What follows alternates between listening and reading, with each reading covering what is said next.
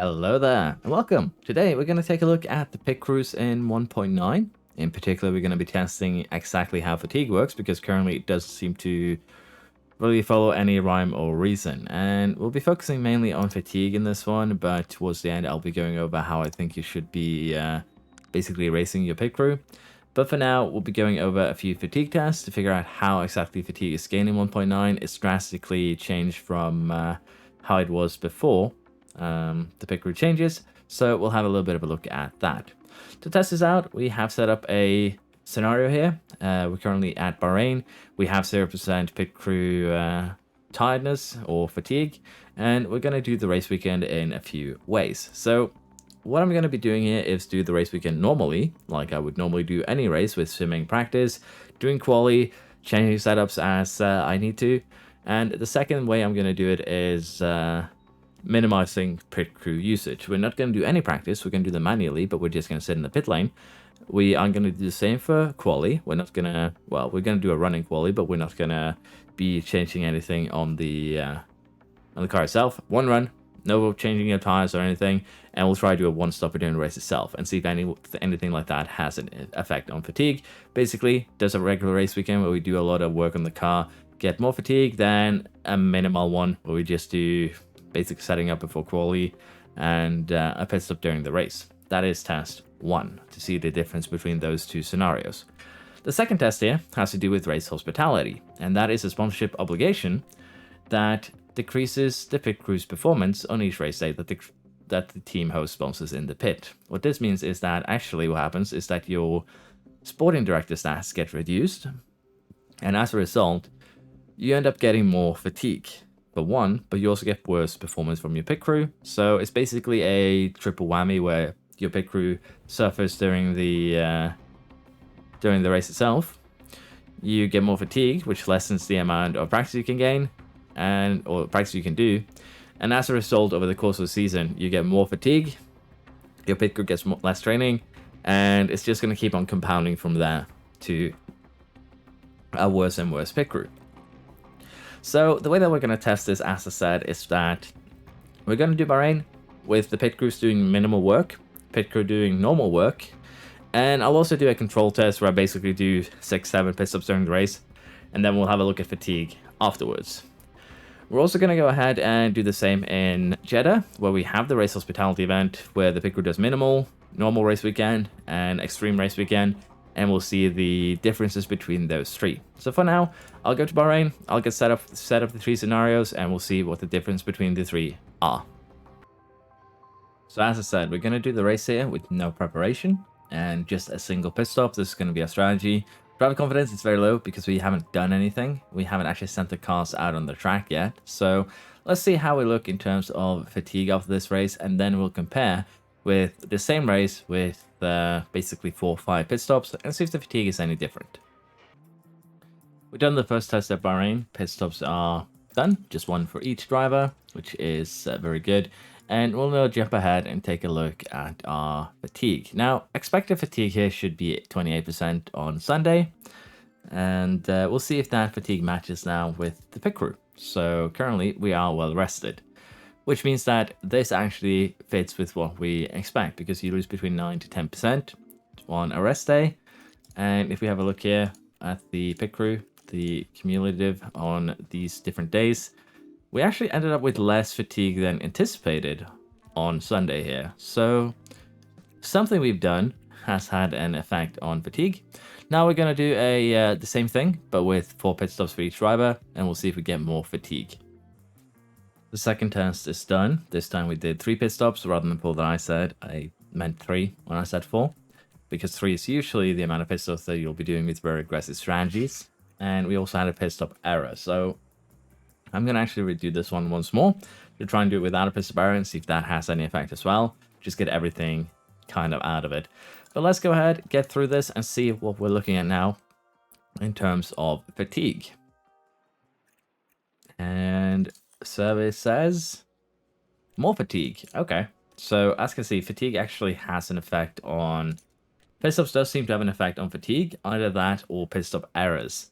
Now versus doing 1 pit stop, the difference of doing an additional 4 gave us basically 6% more fatigue. So if every pit stop is 1.5% fatigue, with our current pit boss, which of course also has an effect on that, that wouldn't be too bad.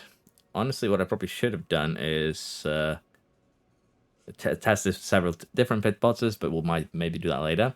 But pit stops does seem to get fatigue here, unless of course that pit stop error alone costs us 6%. So we're gonna try this once more until we get a clean 3-stopper for both cars without any errors.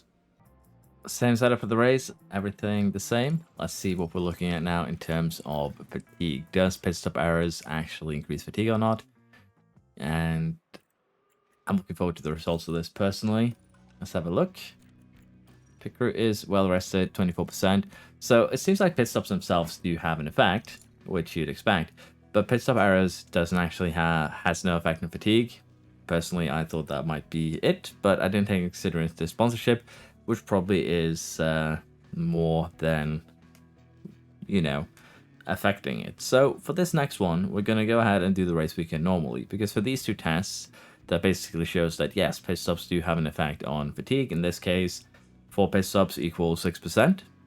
We're going to go ahead and do that same race weekend, and we're going to go do it with actually doing P1, P2, P3, doing quali, and doing the race kind of in a normal way with 2 stops, and see exactly how we stack up fatigue-wise versus this one.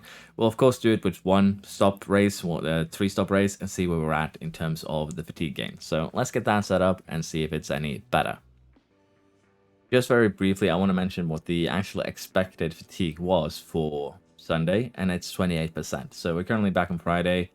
28% is expected on Sunday, and for the first 2 tests, we've actually been below it, so I would assume that practice and quali will have some sort of effect on our fatigue gain. So let's get through that test and see what we're actually looking at.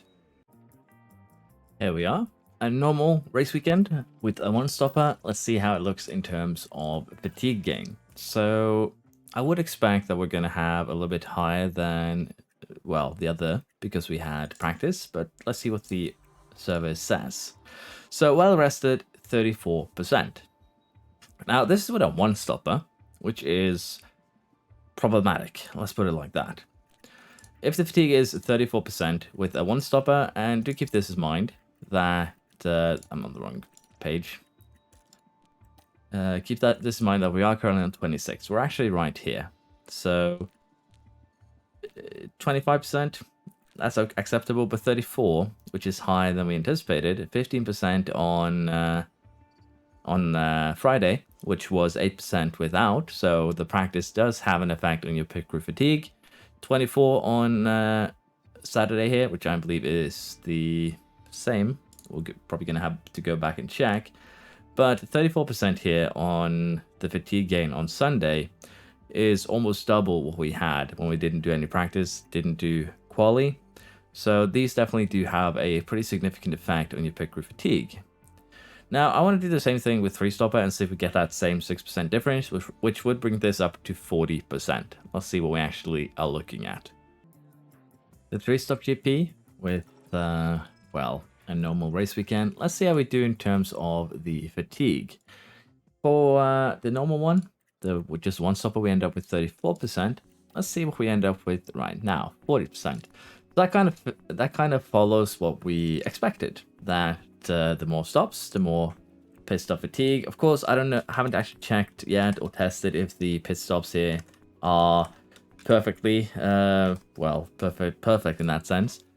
But 40% fatigue is way higher than the game estimated. The game estimated 12% fatigue, and 3-stop is a little bit more.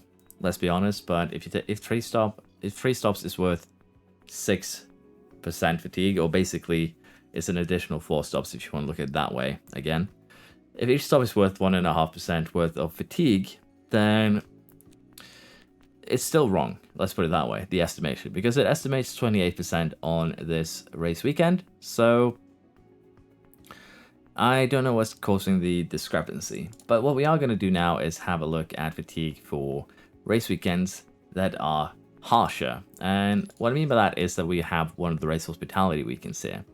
But before we go on to that, let's just have a small chat about the normal, well, basically the pit stops under normal weekend conditions, and how we ended up with a 3-stop without practicing qualifying versus a normal practice, normal qualifying, giving us 24 versus 40%. In order to figure out exactly how much time, or fatigue in this case, you actually gain from a pit stop, we went ahead and retired on lap 1, and I want to see if that had any effect on the fatigue gained. So let's just have a quick look at this. It's another one of those things I just want to have a quick look at before we come to kind of just summarize the initial results here. Pit crew, 16%, so in terms of wariness, it is 2% lower than doing a stop for each driver. So basically, 3 stops each would give us a good 24%. No stops puts us down to 16%, 8%. So each pit stop is between 1.5%, somewhere around there, 1.6, 1.7. And that is something to keep in mind. But initially here, when we were doing the fatigue expectations for the weekend, it's 28%. With no practice in quali, a 1-stopper was 18%. With no practice in quali, a 3-stopper was 24%. So with this now being 16, I'm pretty sure we can say somewhat decisively that pit stops themselves do cause some fatigue, but it's very minor, 1.5 to 2%, somewhere in that ballpark. And if you do practice in quali, it actually has a fairly high effect in itself, because we did do practice in quali for the other session, and with Friday, when we had no practice in quali, we ended up with 8%. With practice, we ended up with 15%. And even though Saturday was still 24% with quali on the menu, along with practice, the end result was 34% with a 1-stopper. And that is almost twice as much as we got with no practice in quali. And with a 3-stopper, we end up with 40%. So practice and quali take up about 16% of the weekly fatigue gain on a race weekend by looks of things. So I believe the calculation is very simply that if we don't take, of course, into account the fact that pit crews do rest between each day, as you see here, the fatigue goes up, but at the same time they do rest each day. So with the numbers that we had, 16% with no pit stops. So as I said, with practice and quali accounting for approximately 16% if you sim them, you can probably get it lower if you do practice manually, I would assume, because we did practice manually where we didn't do anything. We didn't get any real fatigue. So I think that does kind of sell it that your practice, your quali, the amount of times you set up the car does have an effect on your fatigue. The question is going to be, does the car setup skill that your pit crew can have, basically the car building, does that have an effect on fatigue? I probably won't be able to test that today, but it would be another interesting test to do. But currently, the results of this is very simple. Practice and quali both does have quite significant fatigue gain over the course of a weekend. 16% for this example, for both of those. And the pit stops during the race weekend themselves have very minor impacts of about 1.5 to 2% per two driver stops. So less than 0.8, 0.9% if you take them from a driver to driver basis. With 2 stops, basically 1 for each driver, it was about 2% increase. With 3 stops for each driver, 6 total, it was 6%. So if you take it from that perspective of driver to driver, when I say, I just want to clarify this because I've been saying 1 stop and 3 stoppers, I mean that for both drivers. If you take the individual pit stops, like just 1 stop for signs, it would be around 1%. 1%, 0.8, 0.9, depending on how you want to look at things. But yeah, pit stops themselves do very, very little to your fatigue. You're going to get most of your fatigue gained with your practice, with your quali, by the looks of things. And this is on a race weekend where we didn't have anything affecting the pit stop at all. So with that in mind, I'm looking forward to getting to Jeddah, and we'll see if the race hospitality has any bigger effects on the pit stop fatigue at all. But I do once again want to keep in mind that the fatigue expectation that the calendar gave us with the staff here was rather low. That's the thing. it expected us to end up at 28 fatigue. We did not. We ended up at 34 for a normal weekend, 40% if we did a 3-stopper. Usually you need to do a 2-stopper in Bahrain anyways. That's what most teams will do. So that does put a little bit of a concern in my mind. So let's see if we get any extra prestige from doing the other version, so to speak. I know that I'm going a little around in circles here, but I just want to make sure that I'm perfectly clear. Sorry about that. So for the second GP here with the race hospitality, we are expected to be 8, 16, and 28. Let's see if it actually plays out that way. We just finished our no practice, no quali run. We did 1 pit stop, no errors, nothing really happening. And we're going to go ahead now and have a look at what our fatigue is like. We'd expect it to look kind of like it did for the previous one, with 18% being our maximum. So we shall now have a quick look at the pit crew. It's at 19%. So basically, we ended up getting a little bit more than we did last time. 8, 17, and 19. But we ended up with less than we had here. So very, very weird. I find these numbers a little bit weird in all honesty. But in total, we ended up with 1% more than last time around. But yeah, Friday to Saturday here doesn't make much sense to me, in all honesty. Now we'll do the same with 3 pit stops and see if we get, again, a slightly larger number, and then we'll do it with the full race weekend. Second test run's done. No practice, no quali. And we'll have a look at how these 6 pit stops affected our, well, fatigue levels. So on the first run, we had 19%, I think, 17, 19%, something like that. Pretty sure it was 19, 17 on Saturday. And we want to see exactly what we end up with today. So we're up to 26% this time around. And in terms of, sorry, I'm a little bit on the wrong side here. In terms of what we expected, we actually had less fatigue this time on Saturday. So there's something a little bit interesting here to note from that perspective. Sorry, that's the wrong race weekend. It still have 17%. So we get it a little bit more on Saturday than we did in Bahrain. And we end up with about 2% more here from the pit stop. So the takeaway from this is that it seems like the sponsorship that lowers your pit stop, well, crew performance, does also add to slightly longer pit stop times. But it has minimal effect on the pit stops themselves, because we did 6 pit stops this race, and we ended up with just 2% more fatigue than we did at Bahrain doing the exact same thing. So the pit stops themselves seem to have very little effect on. Don't know why we hit 17% here, but I would assume again it's just that small effect from the sponsorship. So in this case, by using a no quali, no practice runs, we ended up with 3% extra fatigue. Now the interesting one now is going to be the next one, where we're actually going to do practice. We're going to sim practice, we're going to sim quali, and we'll see how the fatigue links up compared to the previous weekend in Bahrain. So here we are with the 1-stopper with full practice and quali, and we'll have a look at how the difference in fatigue actually affects that. So with the 1-stop, with no practice, no quali, we had about 18%. With the 3-stopper with no practice and quali, we had about 28.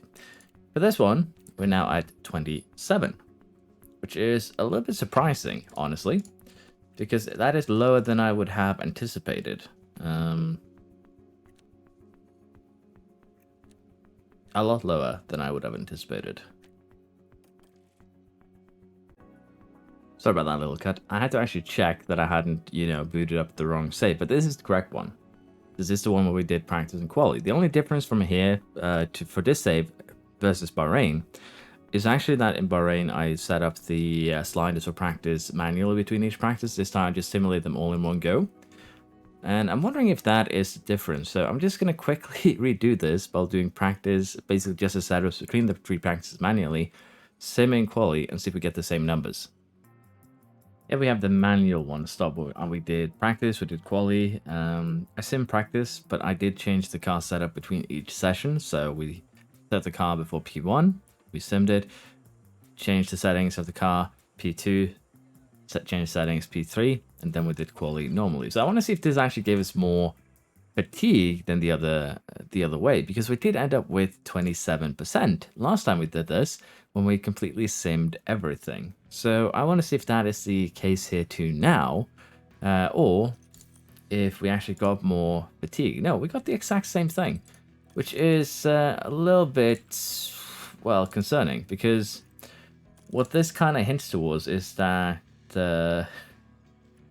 if we can find our way back to the pit crew, what this makes me worry about is one very simple thing. We are 27%, yes, but if we remember what we saw in Bahrain, when we basically did the same thing, we hit 40% there, and that didn't make much sense, and neither does this, because we had race hospitality this month, or this race, and we didn't have it over in Bahrain.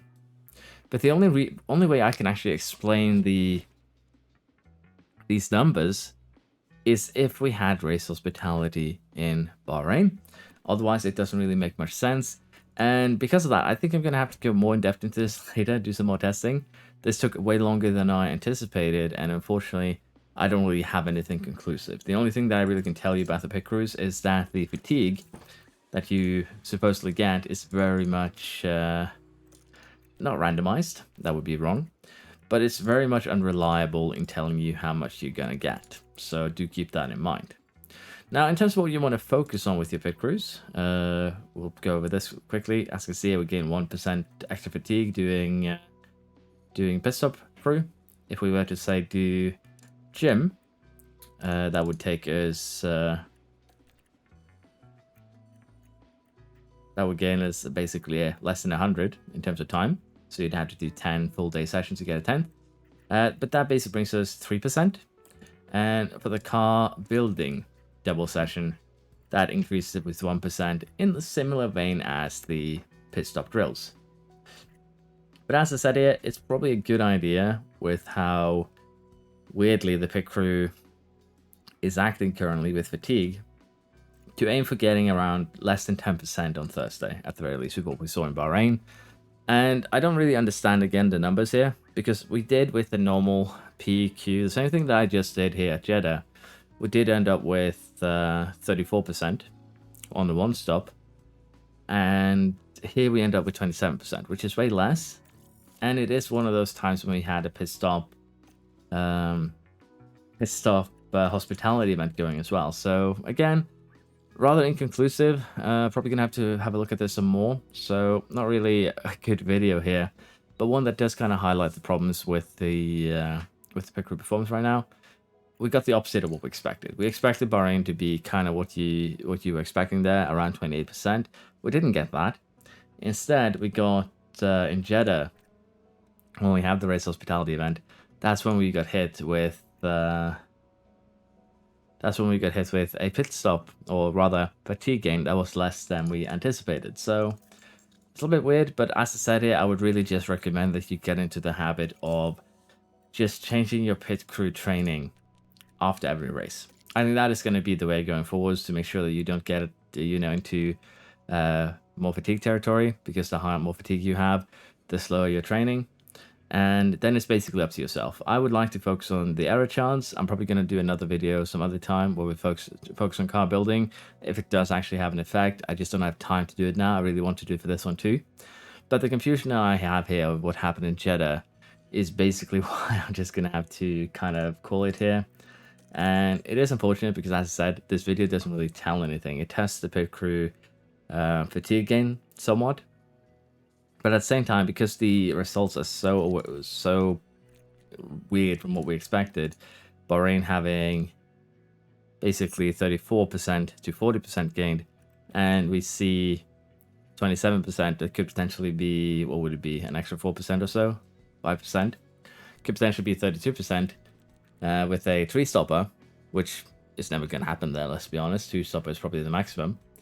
It leaves me very confused about how to go forwards with the pit crews. But as I do other series, we might be seeing another pit crew guide. But this has been pit crew fatigue in 1.9. It doesn't make sense, and I really hope that they have a look at it and see what's going on. So very sorry for nothing buggy today. Hope you still have a nice weekend, and I'll see you next time. Bye bye.